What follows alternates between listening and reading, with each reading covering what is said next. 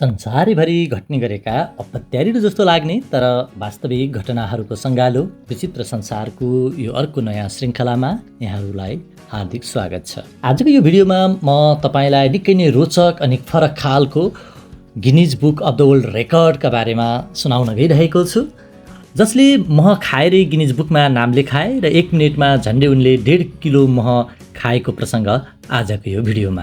मह संसारकै सबैभन्दा गुनिलो खाद्य पदार्थमध्ये एक मानिन्छ। यो सबैलाई मनपर्छ, तर के तपाईँले 1 मिनेटभित्रै झन्डै 1.5 किलो मह खान सक्नुहुन्छ? सुन्नमा सम्भव जस्तो लागे पनि महको बाक्लो बनावटका कारण यसरी भटाभट मह खान निकै कठिन हुन्छ। यो न त पानी वा अन्य पेय पदार्थ पिउनु जस्तो सजिलो हुन्छ, न त ठोस खाना जस्तै गरेर खान सकिन्छ।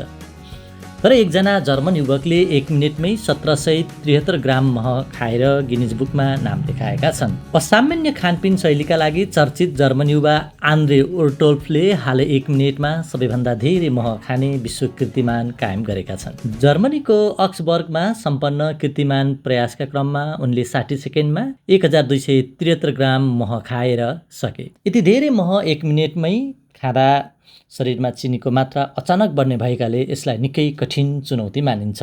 ओर्टोल्फको सफल प्रयासको भिडियो सामाजिक सञ्जालमा व्यापक रूपमा भाइरल भएको छ। भिडियोमा उनी ठूलो चम्चाको सहायताले बाल्टिनभरि रहेको मह तीव्र गतिमा खाइरहेको देखिन्छन्। उनको गति यति तीव्र थियो कि अधिकांश मानिसले त्यसरी मह खान खोजे सास अड्किने वा निल्नै नसक्ने अवस्था आउन सक्थ्यो। यो उपलब्धिले ओर्टोल्फको असाधारण गति, दृढ सङ्कल्प र यस्ता अनौठा खानपिन प्रतिस्पर्धामा रहेको उनको अनुभवलाई उजागर गरेको छ।